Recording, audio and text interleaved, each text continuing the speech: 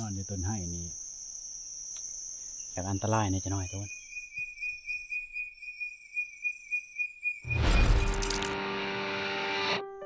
เอาสบายดีตอนแรกทุกคนเดี๋ยวจะไปนั่งต้นมะไห้นะนี่ลองนั่งเบิ่งต้นยันบะมินมันเขานะเพราะว่าทางมันแปลนอยู่ดิไปลองลงไปนั่งเบิ่งน้ำเฮาในขวดก็ไว้นี่แหละนี่เอาจะใส่ขวดลงไปนะลงนี้ทุกคน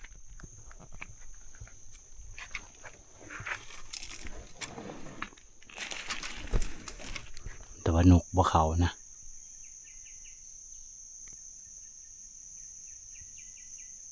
บ่แน่ทุกคนมันจะมิน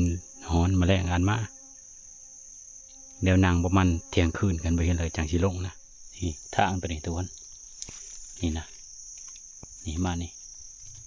ก็จะเป็นทางโอ้ยังไงมันคักลม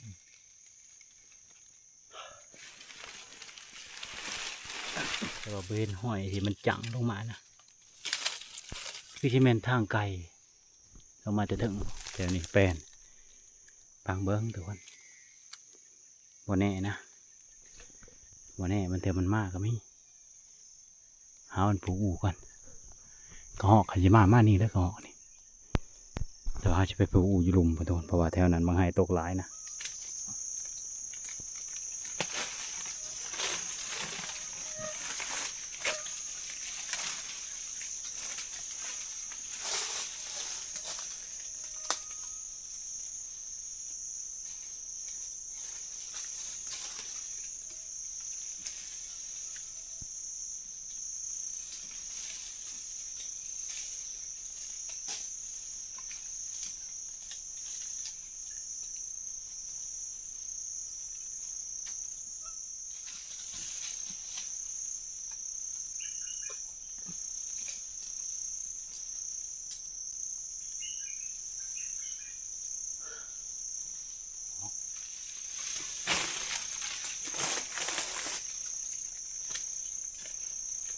นี่ทุกคนผูแล้วแหละ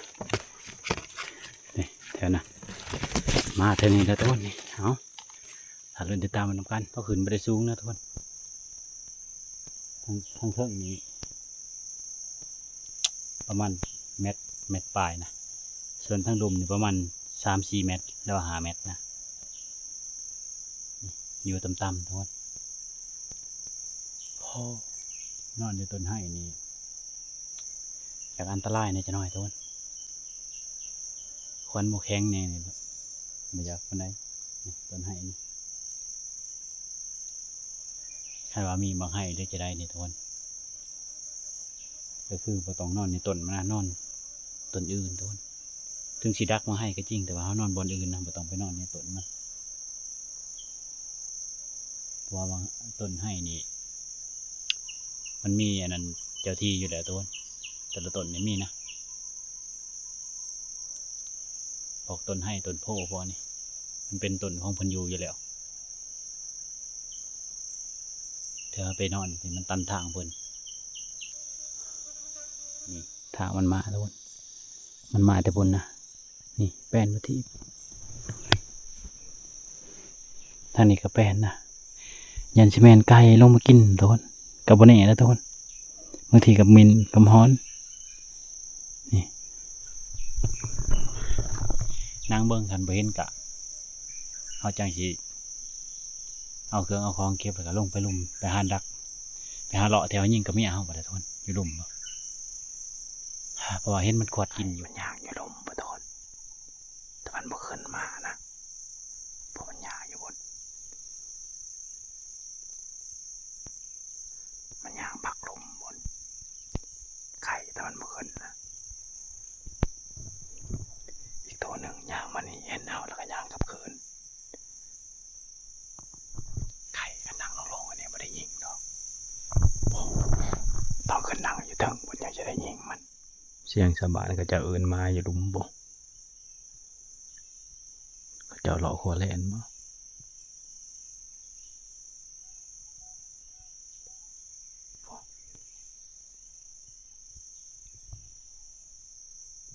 นกเป่านกเป่า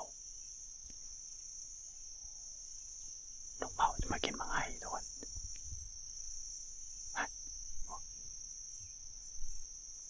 แถวมายิงนะนกเป่าเขา3 ตัว 4 ตัวแต่ว่าเงื้องเขาจะ1 ตัว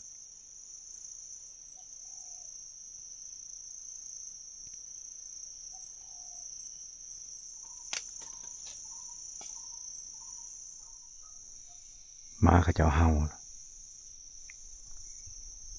โอ้นกเป่าตัว3-4 ตัวนะโอ้ยิ่งกับว่าถึงแต่มันสูงนะไก่กับพวกเขานะมีแต่ยางมากเลยยางตับมันเด่นครับไก่ไม่จะขึ้นต้นไม้สูงๆมาแล้วจึงจะได้ยิงมันนะต่ำๆเนี่ยมันได้ยิงมันเนาะมันเห็นตาดียุ่งกับไล่แท้ๆคำมาแล้วก็โอ้ยมันจะทนมาได้นำตัวนี้แหละนี่ไก่บินขึ้นอยู่นี่นะเฮามาตีงมันชุลวุ่นจากบอลใดนะบินขึ้นบอลนี่แหละบินขึ้นนอนนะทุกคนหันนอนแนวเนี่ยโมเมนต์ไก่ปลานะทุกคนน่าจะเป็นไก่คัวนะนอนแบบแถวต้นไม้ต้นตอกนี่เพราะว่าไก่ปลาเนี่ยมันจะนอนแถวอุ้มบ่อหรือว่าแถวปลาโจดหรือว่าแถวปลาไหลนะไก่ปลานอนแนวนั้นคันว่านอนแนวหกนี่ก็คือไก่คัวทุกคนบ่จือนะจักครั้งนี้แล้วจักยุลุมเขาก็ได้ยินบ่คักนอนได้ยินบ่เขาไปตีงูจังหวะมันสลบุนตาเขานั่งเฉยๆนี่มันบินขึ้นนี่เลยบ่ผาดนะบ่คือนะเลิกไล่เสียงจิงโจ้นี่ก็พอแห้งแล้วเดี๋ยวชินังประมาณ4 ทุ่ม5 ทุ่มทุกคนพอตอนนี้ประมาณ2 ทุ่มเลยมิดถ้ามากันสิมาระหว่าง3 ทุ่มเลยทุกคนถ้าบ่มาใน3 ทุ่มเนี่ยแสดงว่าบ่มาแล้วนะ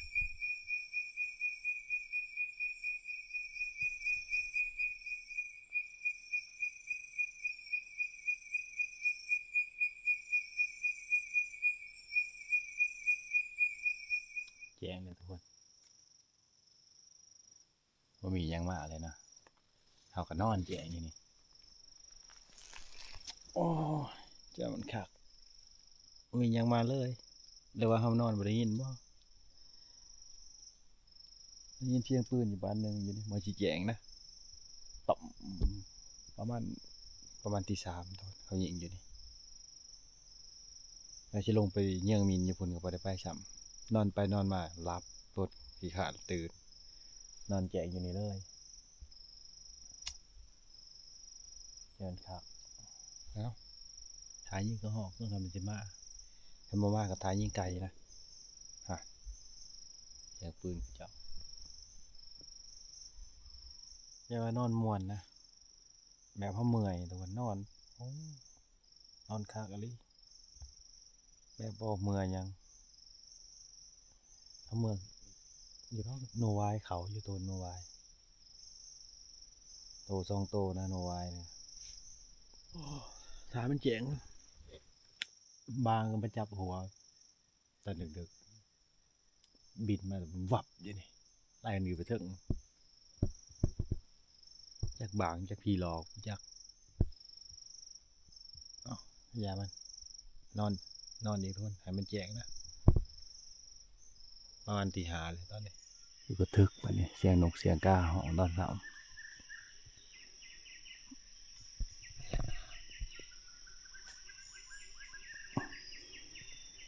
ทางลมมันยังมืดอยู่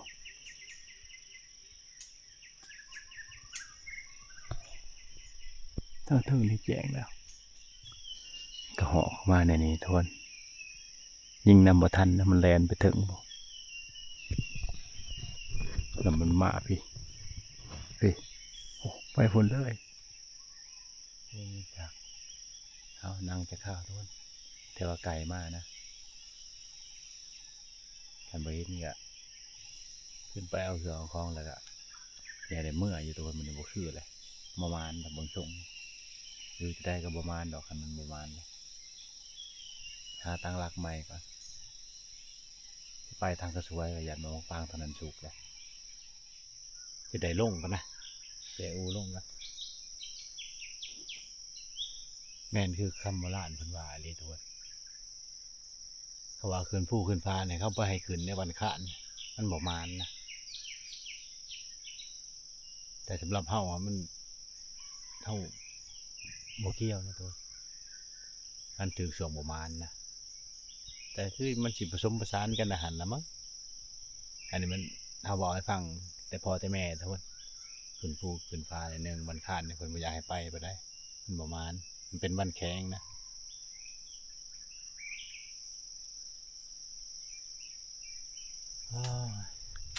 มาแล้วนอนก็จะมันมวนเมื่อคืนนี้ไปลงทุกคนเมื่อแต่เสาร์แต่เช้านะเมื่อคืนเลยเนี่ยนี่รอบนี้ในเบิ่งแต่บรรยากาศนี่แหละมินเน่าอย่างวะ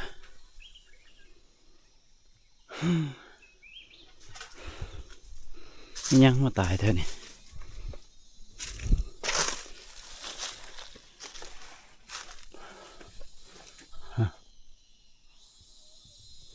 กินเน่าๆหอดบอลเขาเลยนี่เขากับว่ามีสีหนึ่งนะเขาไปได้มาไม่แต่สิกินกาแฟอะไรสิมากินเขาอยู่เฮือนหมดแล้วแนวนี้นี่น้ำเขาวางไว้นี่อาหารเสาทุกคนนี่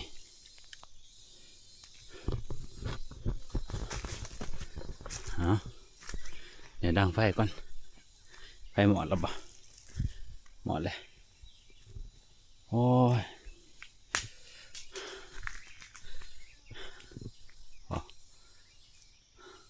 เขาจะไปภูดาวแจงเลยทุกคนลงมาตัวนี้เขาจะไปภูเลยนะไปเบิ่งมักบางไงฮะดอนกระสวยนี่คือสีสุกแล้วล่ะแถวดอนกระสวยแถวดอนนุ่งยุ่งคิดว่าสุกแน่นอนนะ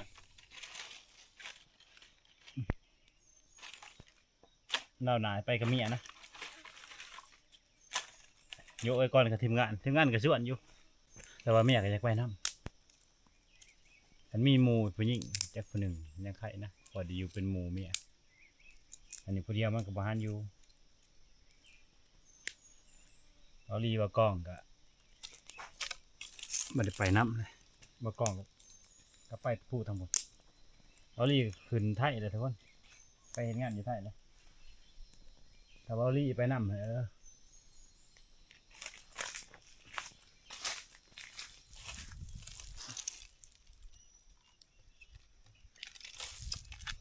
จะได้ไม่กินข้าวเยอะเลยทุกคนมานี่ไม่แน่เอาเลยเห็นไหมมันขักมากินเราเนี่ยพวกมันปากตัวเองโอ้ยโคตรไอ้ลีกินกาแฟไปก่อนพอได้มีแห้งยางเมื่อแล้วรถเท่ากับจอดอยู่ลุม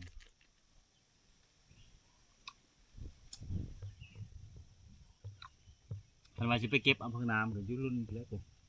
ยุลุมทุกคนอย่าไม่ได้ไปเก็บฝั่งน้ำนี่ก็ถึงเมื่อเลย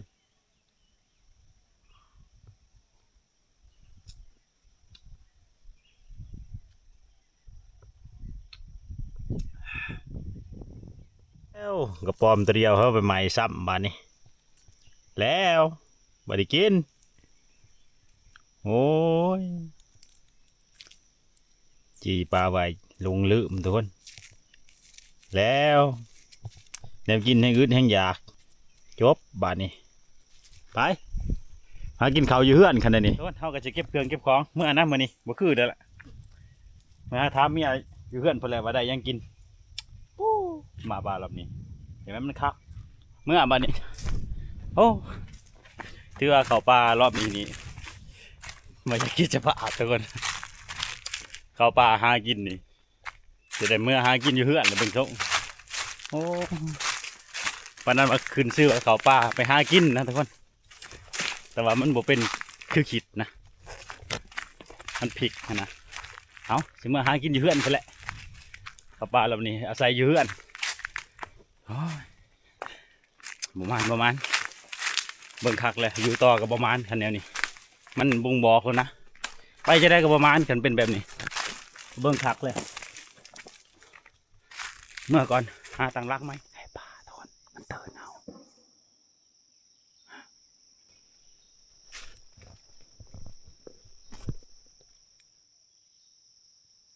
ไปตัวไหนเลยโอ้มันเข้ากินมาให้ทุกคนนี่มาให้อยู่นี่ไก่ขัวทุกคนตัดบะท่านซ้ำนี่มาเล่นวะนี่เอาลงมาลัดนี่คือบะท่านเชือกไปทางไหนเลยโอ้อย่าแลนไปหุ่นเลย2-3 ตัวเขากินบังให้ตัวนี้นะโอ้มันแลนโค้งไปบนแลนลัดกับบะท่านไปแนวไหนมันก็ประมาณแล้วล่ะมันนี่มาคิดว่าเพิ่นสิท่านหายรอบมึงอ่ะ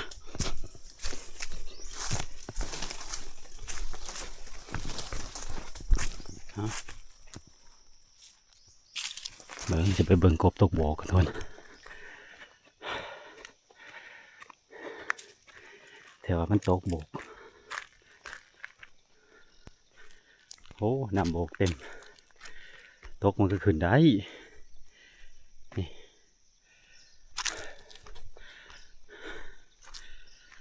โบนี่ดิโบนี่โบมีนะโอ้ไปวันโอ้ลงมาดูถึงไปได้นี่เอาอย่างก็ตามเมื่อบ้านก่อนมาดิเป็นได้เท่าเฮาตรวจเบิ่งน้ำมันกันด้วยบอกไปได้หลอกได้นี่มันหลอกไปได้นะหยกนี่หยกน้ำมันหายากต้นที่เขาเอาเด้โอ้ยังปลอดภัยอยู่หยกน้ำมันอึดจอดไว้ในนี้ก็เตือนน้ำมันกระเบิดเขามีทางเหลือเขาก็เอาได้ต้นโอ้ยลำบากต้นใหม่ต้นใดอีกเด้บ้านี่เดี๋ยวยิงปืนออกกันทุกคนเชี่ยวกระบังตัวนี้เมื่อก่อนไปเดี๋ยวไปเบิ่งทุกคน1 โยก 2 โยก 3 โยก 4 โยก 5 โยก 6 โยก 7 โยก 8 โยก 9 โยก 10 11 12 13 14 15 โยกบ่ายทุกคนโอ้ปืนเอาโคตรแห้งนะเฉพาะเขายิงไกลบ่ถือทุกคนนี่เอาไว้ยิงตัวนี้โผล่ขึ้นถึงแถวนี้นี่1 2 3 4อ๋อมันไปขัวลายนะเขาดัดแต่แล้วยังบ่กลับแต่หันลูกวานนั่นถือตัวนี่ลูกวานเต็มมาทีนั่นแท้นี่แต่ว่าเป่าใหญ่มาถือแสดงว่าโมแต่เขายิงนี่อาจจะซุยขางมันตัวเพราะว่ามันปิดหลังเพื่อยันบ่ถือนะแต่ว่าบ่เห็นลงปืนลงดงดินแล้วมันบ่ตีว่าปืนเอาโอ้โหอยู่นี่ก็ยังมีในถึง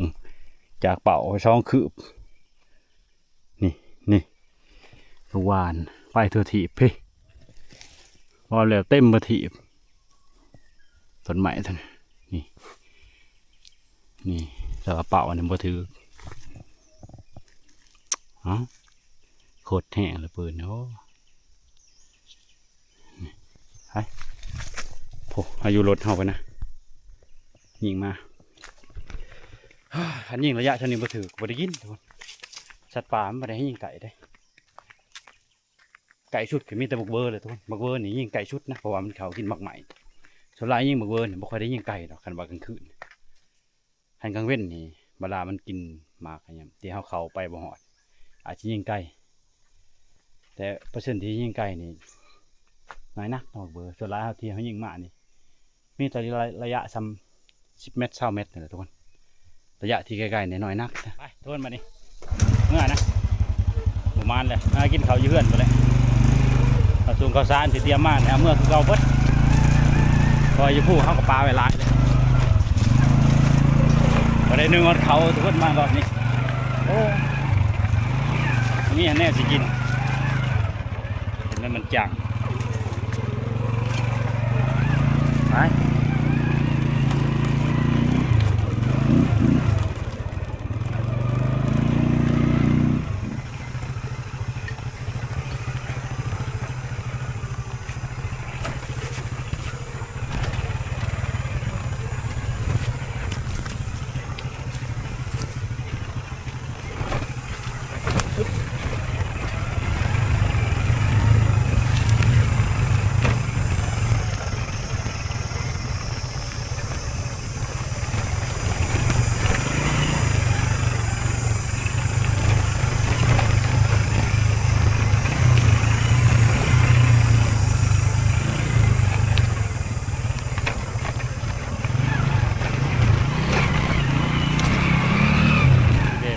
ป้างอยู่นี่ทุกคน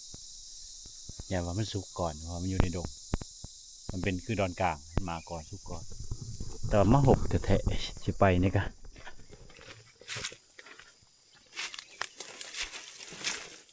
แต่เบิ่งจะข้าวโอ้หกเลยต้นมันอยู่นี่นะนี่ต้นมันไม่มีหมากนะไปออกต้นบ่แต่บักถอกนอนแท้อุ่มนี่หกก็หก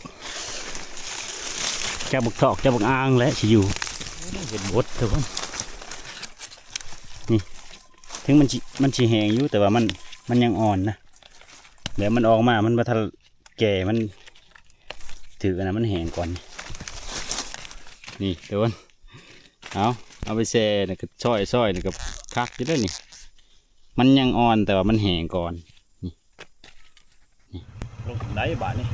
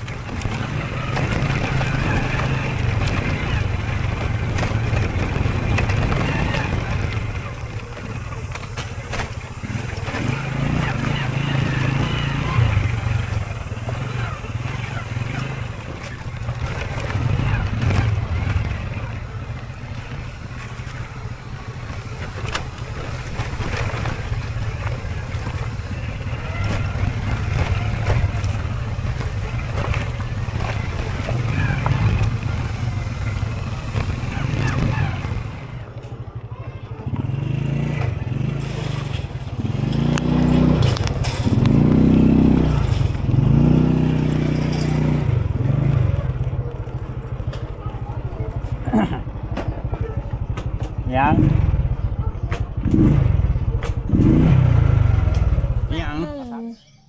ยังนะ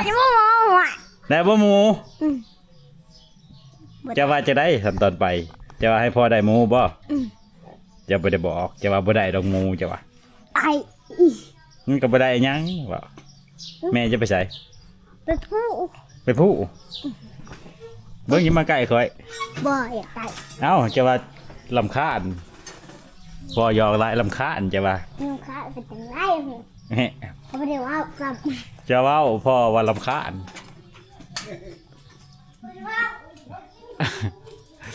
เอามาเฮือนเลยทุกคนมาเฮือนกะภารกิจเฮานี่แหละทุกคนเฮ็ดโต๊ะเฮ็ดตังนี่แหละยังว่าทันแล้วเด้นี่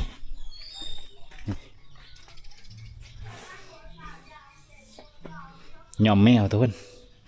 ของตัวเองมันเป็นไงนะรักไก่เอาเพราะว่าเล็กตัวนี้หันมันใหญ่กว่าอันนี้นะ เนาะเจ้าจะมาบ่ได้ไปนำแม่ แม่หมายไปเห็นแม่ เห็นบ่ไปนั้นหายแต่พอ ไป ลำคาญพ่อว่าแล้วแม่ปลาเพิ่นอยู่ที่เฮือนพอดีเดียวพอดี นี่มากอดพ่อนะ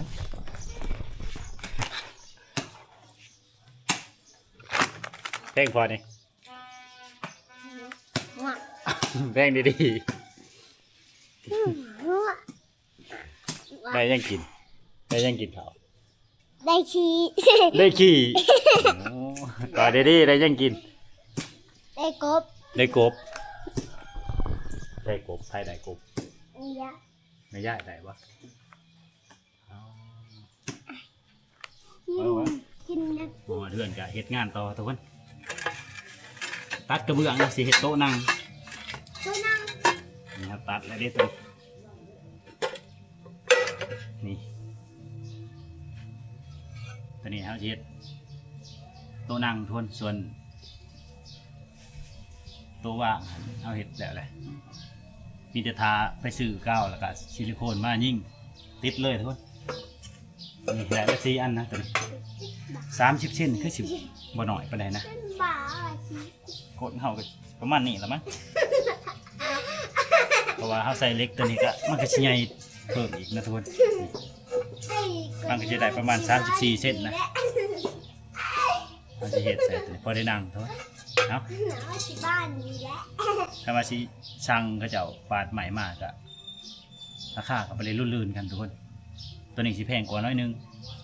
ก็เลยเอาตัวนี้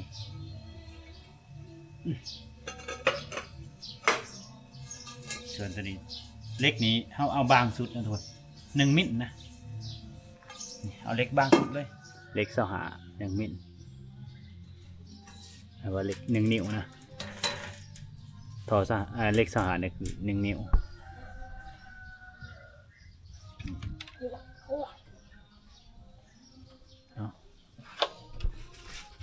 เฮ็ดใส่เองทุกคนบ่ได้เฮ็ดงามพอบ่ได้นะบ่ได้เจียให้มันเรียบๆกว่านี้อีกขอบแคบมันก็บ่ได้เจียเรียบพอบ่ได้นะ พอแพ้ เจียลายกว่านี้ก็ย่านคนไทยบ้านตัวนี้เขาลักไล่นะแต่ว่าเฮาสิเจียให้มันดีๆให้มันงาม ของเงินเล่นบอล ๆตัวนี้คือกันทุกคน1 มิลคือกันนะเล็กตัวนี้ก็มีอันหนึงที่แบบมิล2นะคือสิแม่นตัวนี้มิล2เขาสั่งเอาเพราะว่าตัวนี้มันหับน้ำหนักแน่นะทุกคนนี่ตัวนี้แล้วมิล2นี่ตัวนี้มิล2นี่นะนี่ตัวนี้มิล2 1.2นะตัวนี้มิล2ส่วนขอบมันตัวนี้เขาเห็ดโค้งนะทุกคนเพราะว่าหยานเขาต่ำหยานยางส้นนะมันเป็นสี่เหลี่ยมอันนี้เขาเจียบนนี้ปะเนี่ยทุกคนยังเป็นขื่นอยู่เลยนี่กระยามันนี่กระเฮือนนี่เป็นขื่นอยู่มันต้องเจียให้มันเนียบๆกว่านี้มันสีงามนะนี่นี่เล็กนี่ส่วนเล็กตัวนี้มันจะดุ่งมันยังดุ่งขึ้นตรงกลางตัวเล็กนี่ขอบแบบมันต่ำลงแล้วก็ตัวนี้มันดุ่งขึ้นเขาเลยเอาขอนตีลงนะตัวนี้คือกันนี่มันดุ่งขึ้นตรงกลางเหล็กเทคโนโลยีตัวนี้บันไดนะตัวนี้งามเหล็กตัวนี้บ่ต้องตีก็ได้ตัวนี้นี่คือยังตัวนี้นี่ก็อยากดุ่งตรงกลางทุกคนนี่พยายามมันเอาประมาณนี้แหละทุกคนลงมาแต่ป่ากับมาโซ่โต๊ะนี่แหละนี่เราต้องเอากาวมาติดทุกคนกาวตะปูน้ำบ่ฮู้ว่าสิอยู่หรือบ่นี่กะข้อแต่ว่าบ่ให้มันขยับนะคือสิได้อยู่หรอกมันบ่ได้อันนั้นพอปานใดนะนี่ตัวนี้กว้างประมาณ80 เซนทุกคนบ่อนระหว่างเบื้องยาวนี่1.60 นะความสูงนี่เขาเอา70ทุกคนนี่70 เซนนะความสูงนี่เขาตัดออก70 เซนแล้วก็เขาต้องซื้อยางอันนั้นมาใส่ได้ทุกคนลูกยางมันตอนนี้เขาบ่ทันซื้อมานะถ้าเราถามแถวอาหารเขาบ่มีทุกคนบาสบายก็เลยสั่งมานะชุดหนึ่งมี20 อันเขาบ่ได้ขายแยกอีกตกชุดหนึ่ง200,000ทุกคนรวมแล้วเขาสั่ง2 ชุดเพราะว่ามันโต๊ะนี่มันมีทอ1 นิ้วกับทอ1 นิ้วครึ่งนะเขาก็เลยสั่งมา2 ชุดตกอยู่400,000ทุกคนบอลแล้วมูลค่าโต๊ะตัวนี้นี่ลายทุกคนเขาซื้อนี่เงินกีบนี่เพิ่ม3 ล้านปลายนะนี่ยังว่าท่านเป็นโต๊ะอยู่แต่ว่าเลขเขาก็เลื่อนลายอยู่แล้วนี่เพราะว่าเขาต้องเฮ็ดบานประตูไปใส่อยู่หน้านำเขาก็เลยซื้อลายแต่ว่ารวมๆแล้วเขาซื้อเล็กแล้วก็ซื้ออันนี้ซื้อเล็กมาเลยเฮ็ดตัวนี้แล้วก็กระเบื้องตกไป3 ล้านปลายแล้วและอุปกรณ์อีกที่มันสิมาเป็นโต๊ะนี่คือจังกาวตะปูแล้วก็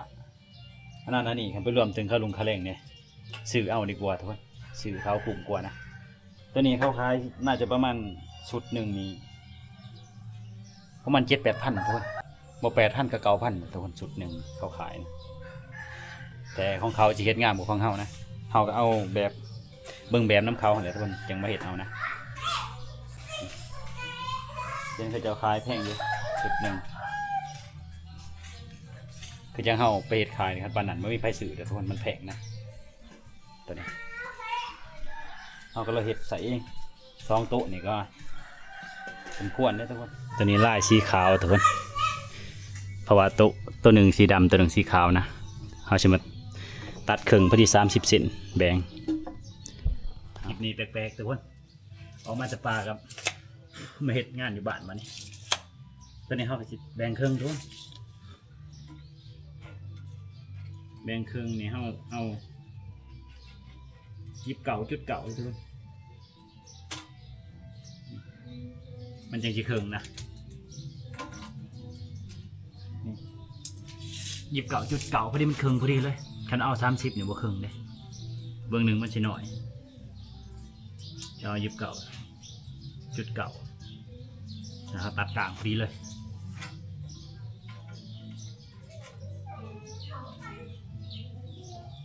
กระเบื้องนี่กงทุกคนนี่มันไม่ได้สาวกระเบื้องนี่แค่ว่าเล็กเขาเดืองนี่แค่ว่าเล็กเขาเดือง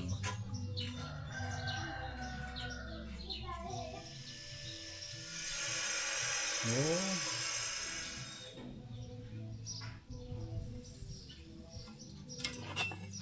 เฮ้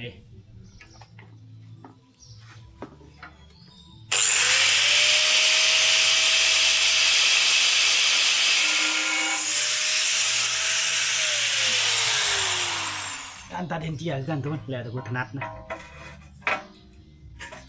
บางคนก็จะตัดไปในนี้เธอมาตัดไปในนี้แต่เกิดเฮาบ่ชินในรีนี่บ่แนะนำทุกคนมันสะบัดนะมันคือเฮาตัดตัวนี้เฮาพยายามเถาะบ่ได้ที่เคยเฮ็ดงานคือสิฮู้นะทุกคน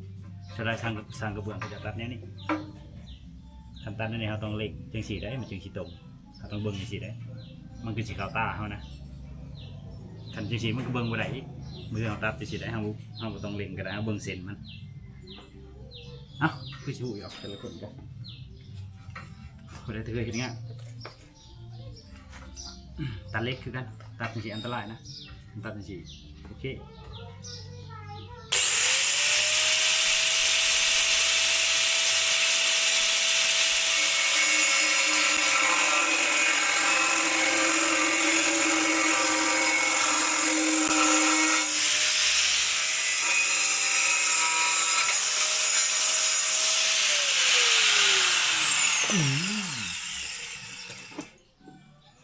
เราคูอยู่เนาะแตกแน่เลยอย่ามัน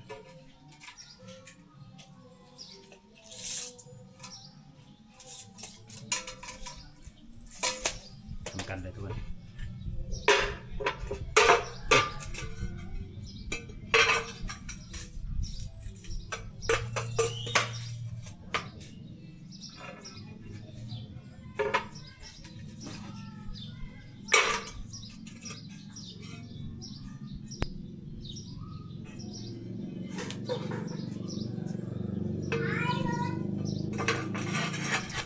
นี่เด้ทุกคนบินถ้าสื่อนะนี่กระเบื้องกองหนึ่งนี่315,000นะส่วนกองตัวนี้เท่าไหร่นี่480,000นะแล้วก็เล็กหลายอย่างตัวนี้นี่รวมยอดทั้งเบิดนี่เด้ทุกคนมันถือหนามนะนี่มันจะถอนแสงเห็นมาดิ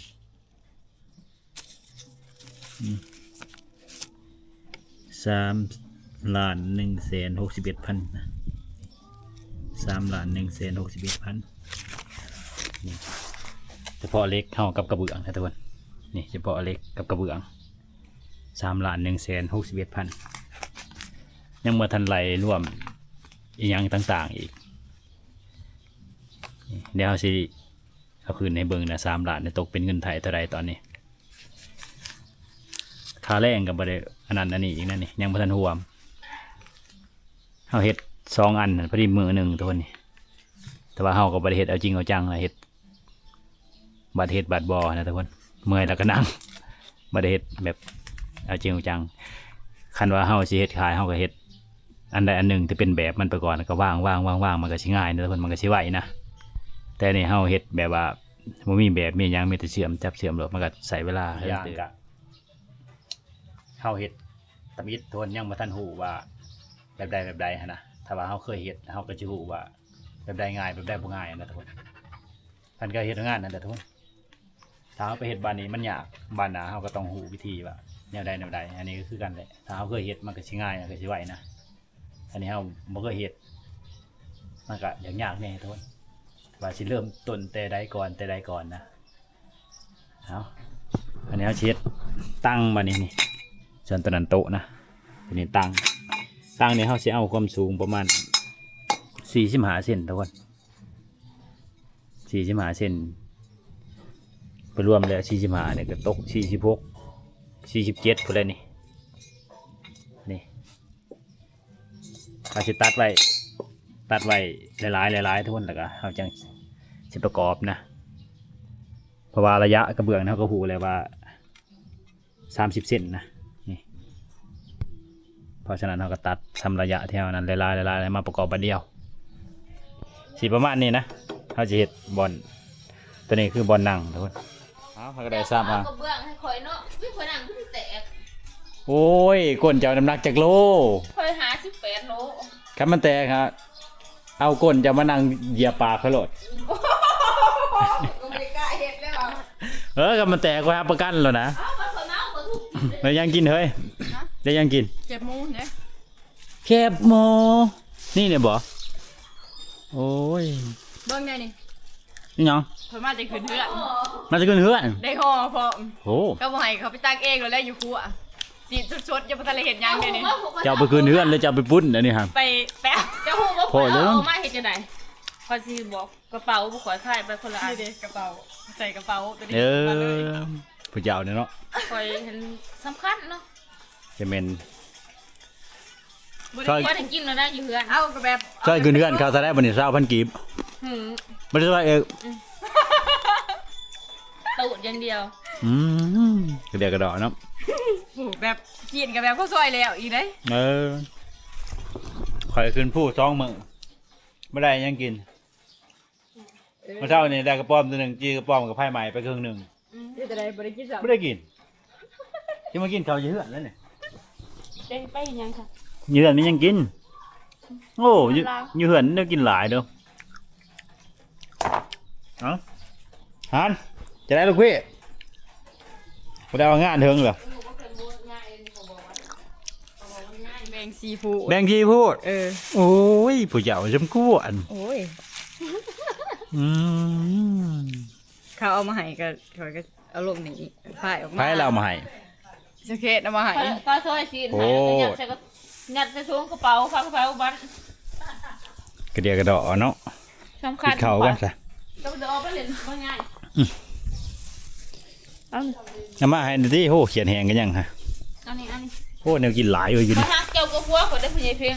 นี่มันตัวนะ แห่ กินในพัวได้ยินอันนี้ก็ชีเวนอีก อีนี่คอยบริแต่งข้าวเผาให้มันกินได้ เออ คอยมันแต่งให้จนกิน มาไปเจ้ากินหรอปะ คอยกินแล้ว มาพี่น้องมากินข้าวนำกันโอ้เจริญอาหารบาดนี่กระเดียกระดอโอ้เพียบหลอกพักกระมี่นี่แนวเสีย ไปง่ายปะ มาพวกเรากินเรา ง่ายปะ กินเหรอ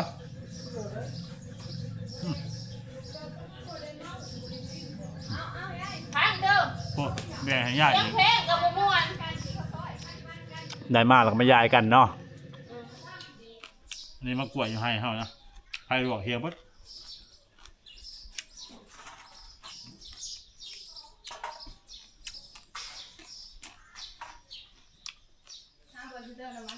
จะกินเหรอเฮ้ยไปเติมอยู่ใช่ไหมเนี่ย บ่ได้เติมบ่มีบ่มีน้ำมัน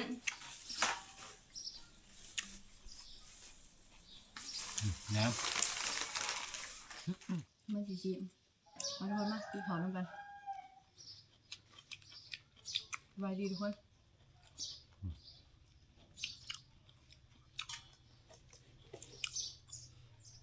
น้ำมันบ่มีพวกปั๊มเลย เอินไปห้อง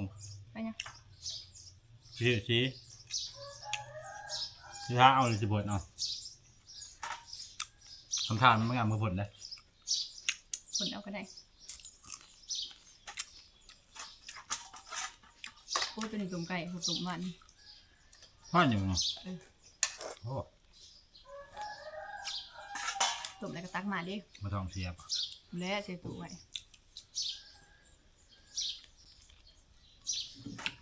พี่เขาต้องทำความจังหินยาง ไอ้ที่พอฮะ อย่าไม่แรงว่ะ ยังพอมาแม่มาแล้วก็ฟ้องแม่โลด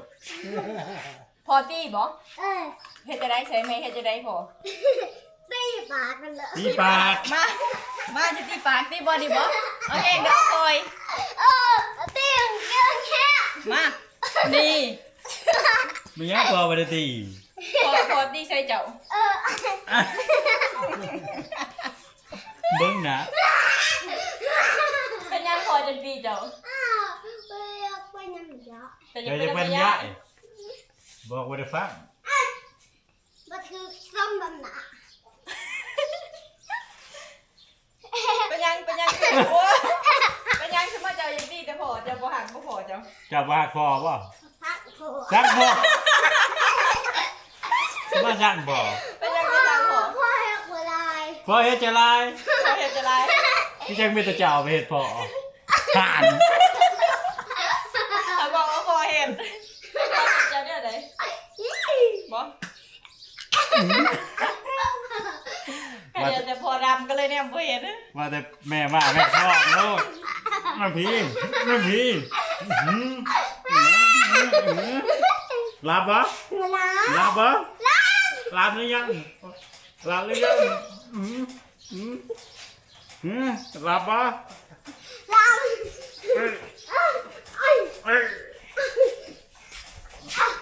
ไปนี้คอยรำคาญเจ้า นี่คอยรำคาญเจ้าไม่ได้จะเก็ดพอนี่คอยรำคาญเฮ็ดจำลองทุกคนตัวนี้เขาจะเชื่อมขึ้นไปสีได้นี่นะนั่นเฮ็ดลองเบิ่งว่านางพอดีบ่นี่